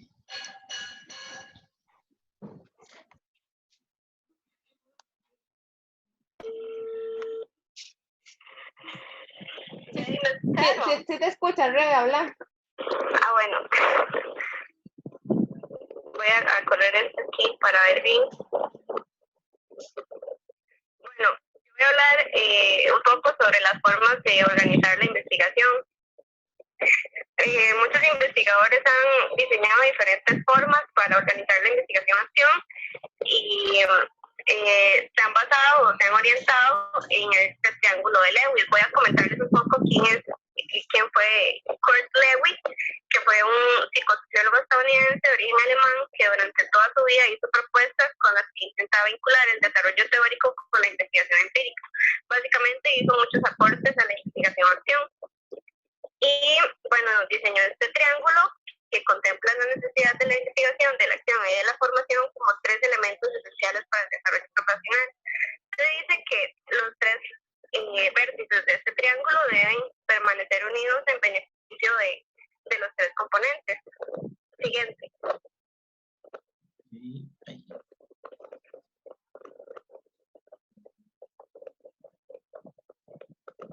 ¿Sí me está escuchando bien? Sí.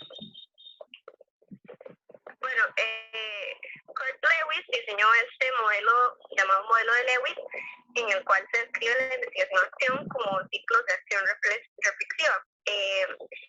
Cada ciclo se compone de una serie de pasos, como vemos en pantalla: planificación, acción y evaluación de la acción. Básicamente, como manera de resumen, comienza con una idea general sobre un tema de interés, sobre este se elabora un plan de acción y se hace un reconocimiento del plan, sus posibilidades y limitaciones. Posteriormente se lleva a cabo el primer paso de acción y cuando se tienen los resultados de este primer paso de acción, se planifica el segundo. Siguiente.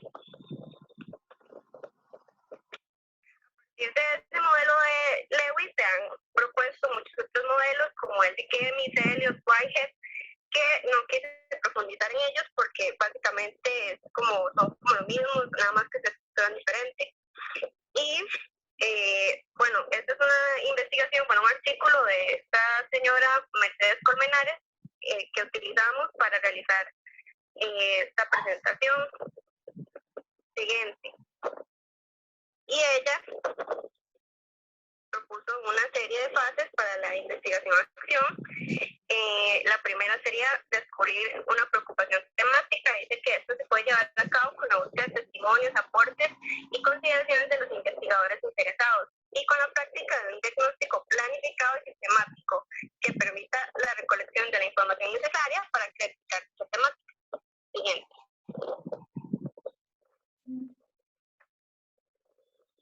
Fase 2, que ya es aquí la construcción del plan de acción, implica algunos encuentros con los interesados a fin de delinear las acciones acordadas por consenso que el grupo considere más acertadas para la solución de la situación identificada o los problemas existentes en el área de conocimiento, en una comunidad o organización, en fin, en una realidad seleccionada.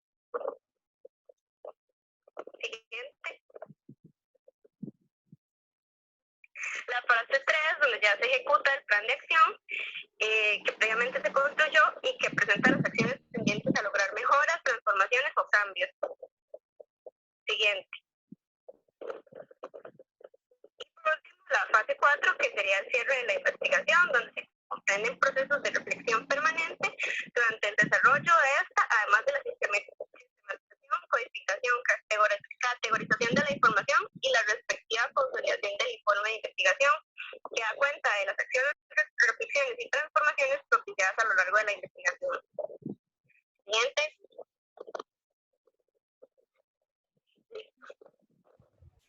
Buenos días, me gustaría saber si me escuchan bien. Yo te escucho. Ok, entonces ahora les voy a hablar acerca de las técnicas que existen en la investigación acción participativa. Siguiente, profe. Y hay 5 de ellas y cada una tiene un diferente grado de participación por parte de los colaboradores o de la comunidad. Primeramente está la observación participante, la OP. Esta solo se basa en observar y en que el investigador solo se basa en observar y los colaboradores solo participan brindando datos, es decir, no hay una relación entre ambos. Luego está la devolución de los datos estudiados, que esta consiste en relacionarse con los colaboradores mediante la interpretación de los datos, explicándolos y dando soluciones. Por ejemplo, convocar reuniones con la comunidad para presentar los resultados de una evaluación de impacto ambiental. Luego está la intervención sociológica, que consiste en ser parte de un movimiento social, o sea que el investigador se une a un movimiento social. Entonces se involucra con el grupo para elaborar estrategias para lograr sus objetivos, por ejemplo, en un conflicto socioambiental. Luego está la investigación-acción, que se trata de realizar diagnósticos participativos como un análisis FODA hecho por el investigador y los colaboradores en conjunto. Por ejemplo, puede ser el análisis del funcionamiento de un asado. Y luego está la experimentación y evaluación, la cual consiste en que el investigador y los colaboradores analizan o experimentan un nuevo proyecto o idea y luego estudian los resultados de este. Por ejemplo, si empiezan a manejar un huerto comunitario. Siguiente, profe. Luego, la IA puede servir como una herramienta para hacer políticas públicas. Siguiente, profe. ¿Y por qué es útil? Bueno, porque mediante esta metodología los investigadores se involucran con la comunidad, la conocen y estos participan. Entonces las políticas públicas se van a hacer basadas en la realidad. O sea, va a girar alrededor de una necesidad que es prioridad y las soluciones van a ser efectivas. Y entonces eso se evita que las políticas públicas se hagan solamente basándose en las ideas o en los deseos del investigador, que eso a veces hace que sea idealizadas las políticas públicas donde no van a tener resultados reales porque no se acopla a la realidad. Siguiente, profe. Aprovecho ahí nada más para hacer un comentario. Un ejemplo claro de eso, ahora en noviembre del año anterior se tiró el reglamento para infiltración de aguas ordinarias usando la técnica de drenajes. Y se les va a pedir a todos los que infiltren, excepto las viviendas, reportes de calidad de aguas residuales. Eso quiere decir que, por ejemplo, una sodita que use drenaje va a tener que infiltrar, no, perdón, cualquier actividad de aguas ordinarias va a tener que presentar reportes operacionales y ahí se prohíbe totalmente infiltrar aguas especiales, ahí incluyen sodas. Entonces, no es viable una política de ese tipo ahorita, en estas condiciones, porque eso significa que muchos locales pequeños no van a poder tener el presupuesto para una planta de tratamiento. Entonces, ahora que decías eso, se me vino a la mente ese reglamento que salió. Es difícil aplicarlo en la realidad. Es una idealización de un grupo, perfecto, muy bien, pero muy difícil de aplicarlo en las condiciones actuales. Y ahora sí, perdón. Ahora, la dinámica de la IA orientada a políticas sociales se basa básicamente en hacer un diagnóstico, en donde se conoce a la población, se hace una lista de necesidades y para saber en qué hay que trabajar, en qué se debe enfocar. Luego, cuando ya se prioriza la necesidad, se hace la propuesta, las soluciones y por último se ejecuta. Y quería que prestaran atención a que cada etapa y cada una de estas filas resalté el proceso de retroalimentación que explicaba mi compañera Graciela, porque aquí es como lo importante de esa metodología, porque las personas pueden decir qué les gusta, qué no, qué puede funcionar, y todo ello que se adapta a sus necesidades y a la realidad. Siguiente, profe.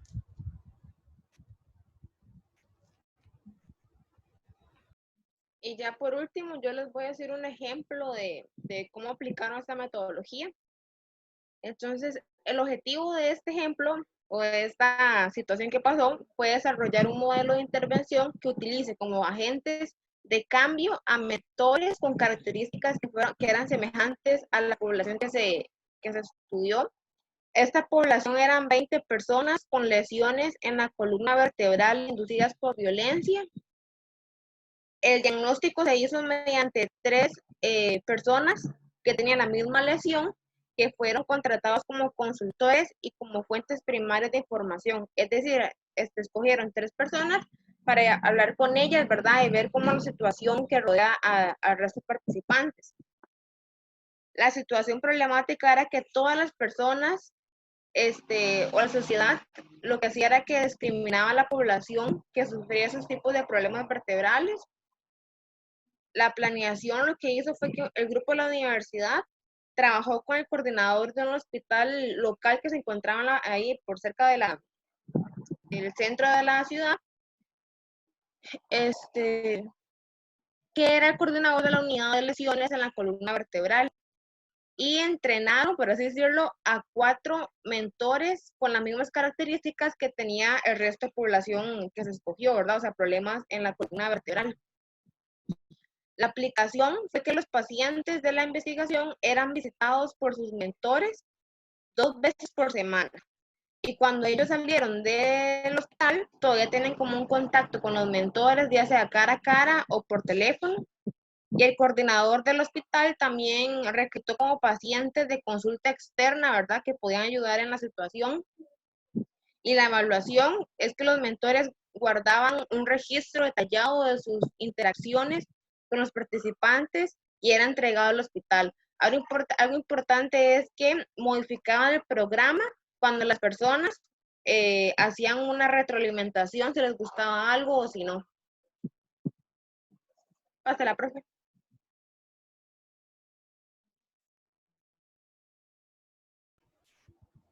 Ahora, como conclusión, podemos decir que esta metodología es valiosa para nuestra carrera. ¿Por qué? Porque nos permite conocer la realidad socioambiental de las comunidades, ya que se enfoca en la participación activa, la retroalimentación y la autogestión para mejorar las condiciones de vida. Y eso sería. Muchas gracias. Gracias. Gracias, chicos, excelente. Perfecto. ¿Alguna consulta, duda, comentario?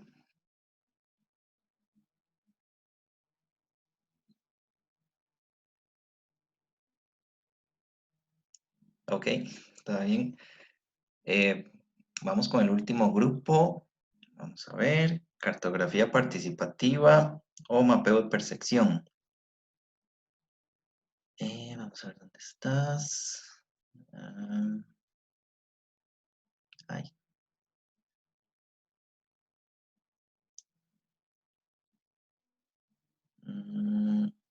Uy, un momentito, a ver dónde.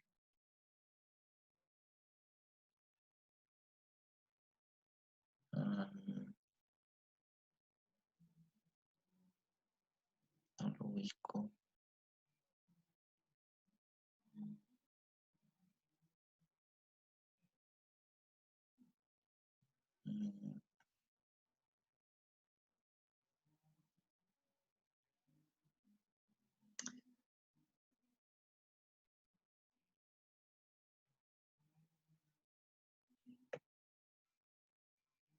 Ya lo ubiqué.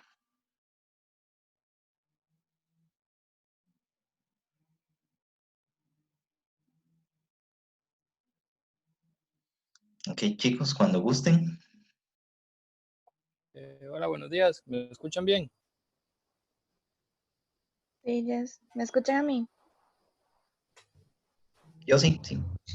Sí, y yo también. Ok. Bueno, buenos días, profe, y también a todos ustedes, compañeros. Nosotros les vamos a hablar un poco acerca de la cartografía participativa o cartografía social, como también se le llama. Bueno, para iniciar, tenemos que entender que la cartografía como técnica o metodología nos sirve a nosotros desde un punto cualitativo. Esto, si lo aplicamos a un territorio que queremos estudiar, esta cartografía lo que nos da es una lectura general o global de ese territorio que queremos nosotros investigar. Esto lo hacemos de acuerdo con la designación de variables que nosotros vamos a ir definiendo. Por ejemplo, si queremos conocer de esa población su cultura, y ahí van incluidos sus hábitos, sus tradiciones, qué es lo que hacen.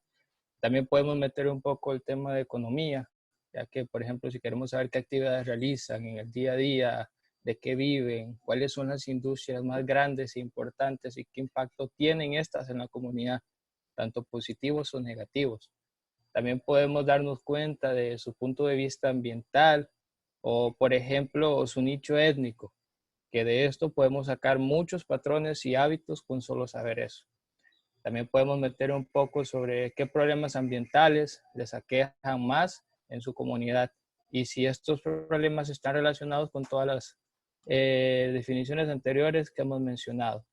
Bueno, además de eso, podemos utilizar una infinidad de variables a investigar, que eso va a depender de qué es lo que queramos extraer de información de esa comunidad. Bueno, también la cartografía participativa nos permite espacios de participación social para recabar esta información que nosotros estamos buscando. A su vez, que también nos permite ver una lectura real, de primera mano, de la zona a lo que nosotros estamos investigando. Mediante esto, entonces, entendemos que la realidad, el entorno, lo que rodea a las personas es construida culturalmente por ellas. Y lo que nosotros queremos saber, lo que está en cuestión, pues ellos nos lo van a dar mediante esa representación, a través de lo que ellos creen, de sus, por ejemplo, experiencias culturales, desde la parte incluso política, experiencias interpersonales, e incluso se mete hasta ya esta parte en que la política, pues, en temas de desarrollo en la comunidad. Entonces vemos cómo todas estas variables influyen en la representación mental y gráfica, incluso subjetiva de cada persona. Entonces las personas pasan o nos pasan esa información intangible que ellas tienen en su cabeza, la pasamos a algo tangible, a algo palpable, como es la cartografía participativa o social. Si quiere pasamos a la siguiente imagen, profe. La siguiente. Bueno, entre los actores. Bueno, la cartografía social, no sé si algunos de ustedes se acuerdan, pero la cartografía social en el sistema educativo también se utiliza muchísimo. Son métodos en que los profesores pues extraen información de los alumnos y lo van haciendo poco a poco.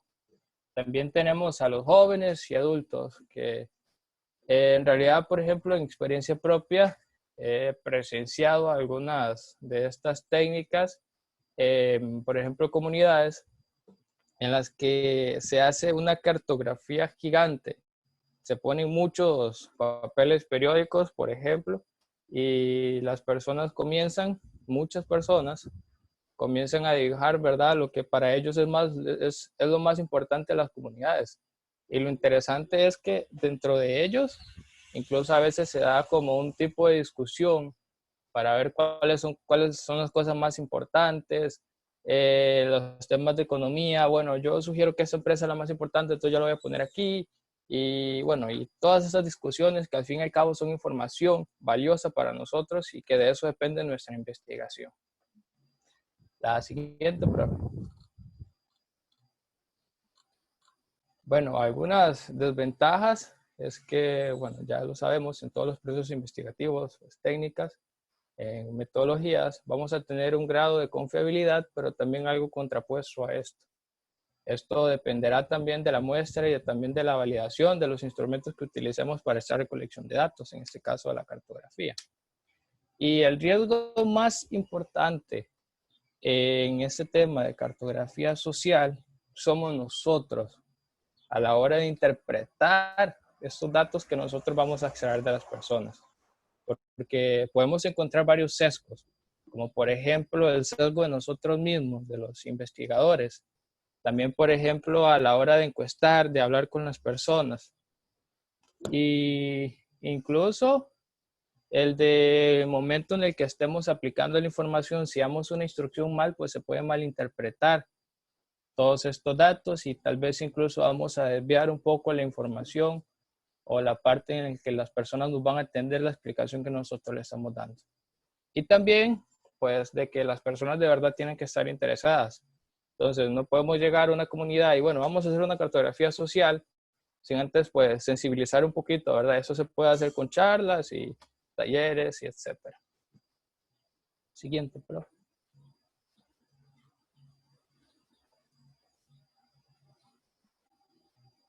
Ahora sí, ¿me escuchan? Sí.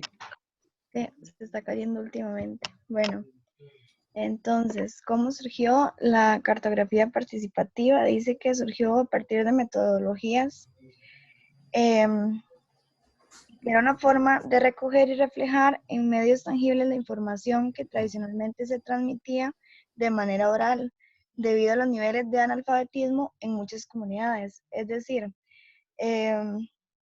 al no saber cómo comunicar ideas de forma escrita o de forma hasta oral, se surgió este método que lo que hace es que las personas puedan, a partir de diseños, no sé, dibujos, con diferentes técnicas como plastilina, pintura, pudieran dar a conocer la percepción de ellos en esa comunidad. La principal característica es que la comunidad es la encargada de hacer los mapas, pues nadie es mejor que ella en conocer qué es lo que está pasando, cómo es su entorno, qué lo rodea. Aquí es importante el tema de los actores, porque no toda la comunidad siempre conoce los problemas o conoce realmente la comunidad. Entonces es importante que se encuentren actores que puedan dar un punto de vista también. Quien habita el territorio es quien lo conoce y esos conocimientos se pueden plasmar en un mapa. También los mapas realizados a través de la cartografía son un reflejo de la percepción que tiene la comunidad sobre su territorio, es la que conoce mejor sus recursos, sus relaciones sociales, sus fortalezas y los límites también que tienen en la comunidad. También poner a la vista y reflexionar sobre esos temas puede considerarse el primer paso para realizar un autodiagnóstico. Es decir, antes de usted como técnico diagnosticar un problema en una comunidad, se debe conocer esta percepción, como adentrarse con ellos. Como decía el profe antes, no podemos llegar a nada más imponer un proyecto porque creemos que sea necesario, sin conocer cómo se sienten las personas que viven ahí, qué problemas tienen o que también podrían aportarnos que nosotros no sabemos porque no conocemos el lugar. A partir de eso, las propias personas pueden hacer propuestas de solución a necesidad de planificación y desarrollo local. Así que es un método de producción, que en este método nosotros o los técnicos o profesionales se convierten solamente en facilitadores de un proceso. Es decir, la persona clave aquí con este método es la persona, la que vive ahí y la que conoce su necesidad. Pásela, profe. Bueno, decía que tiene dos características principales. Tiene muchas, pero las principales es que la diferencia de otros enfoques participativos, el objetivo es que es un proceso de empoderamiento, de cambio de roles para conseguir que la comunidad se convierta en el verdadero motor del proyecto, haciendo que las personas de la comunidad se conviertan en analistas, observadoras, investigadoras, historiadoras, cartógrafas, planificadoras y presentadoras de su análisis.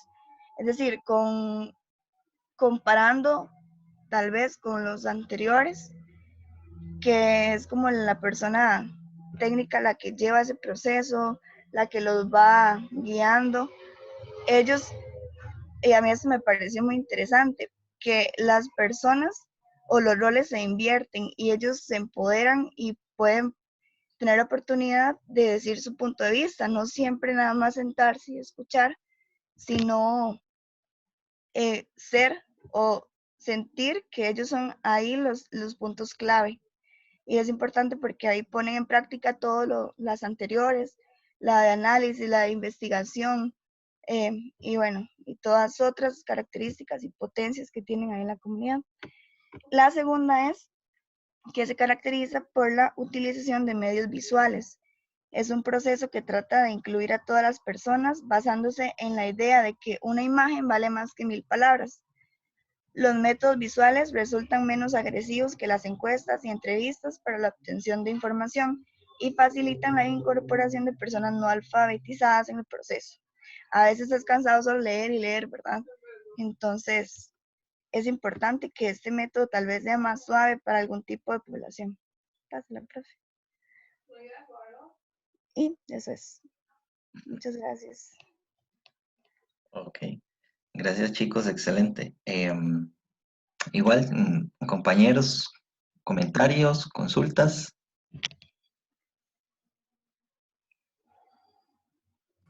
Solo como una observación, profe, ahí les enviamos en el grupo algunos ejemplos que incluso nosotros mismos hemos realizado en cursos anteriores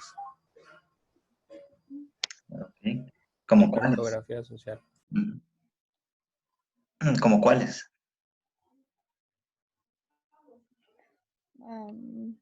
Bueno, profe, la vez que lo usamos en clase fue para hacer como una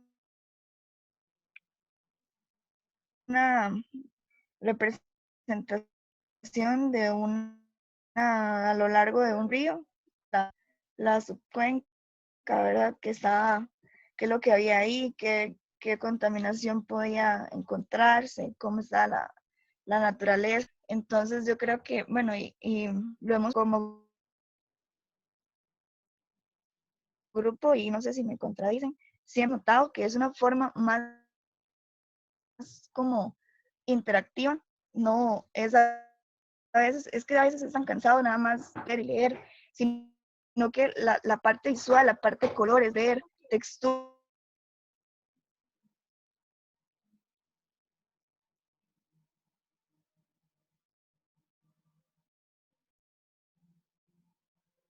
ver de verdad que ahí en ese punto uno no conoce como persona técnica, llegar y saber que ahí no se puede poner tal cosa porque ahí hay un hogar o de ese río, no sé, lavan. A mí me gusta mucho la cartografía, la participativa. Sí, exacto. Otro ejemplo claro es los mapas de amenazas y vulnerabilidades, ¿verdad? Que es donde también participa mucho las comunidades y también conocen de los lugares que son peligrosos históricamente. A veces ellos dicen, no, es que ahí hace mucho tiempo hubo una laguna o hace mucho tiempo hubo un deslizamiento, ¿verdad? Ese también sería otro ejemplo. Excelente. Ok, chicos, entonces lo dejamos aquí, si les parece. Y cualquier cosita nos comunicamos por el WhatsApp y voy a subir esta grabación. Voy a tratar de comprimirla. Voy a ver si lo puedo hacer por medio de YouTube, porque queda muy pesada. Para que vean el link, nada más. Y si no, voy a ver cómo la comprimo. Y nos estamos comunicando. ¿Alguna consulta o duda? Profe, yo tengo una consulta. Sí. Usted ya revisó los artículos, ¿verdad? ¿Fue? No, estoy en eso. Ah, ok.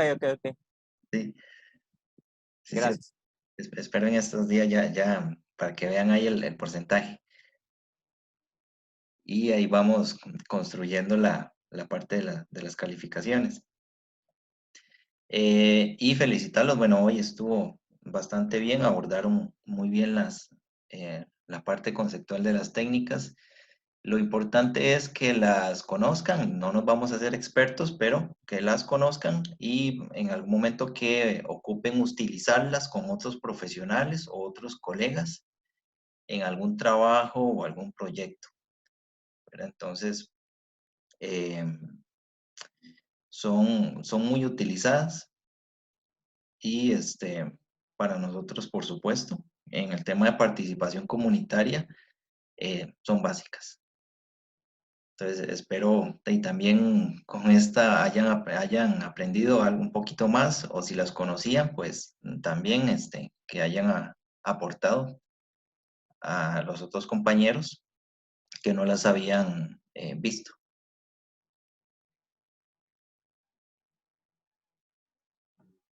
Gracias, profe. Ok, chicos, entonces nos vemos. Buen fin de semana y cualquier consulta, pues me escriben nada más. Está bien, profe, gracias. Gracias, profe. Chao, que les vaya bien. Nos vemos. Chao.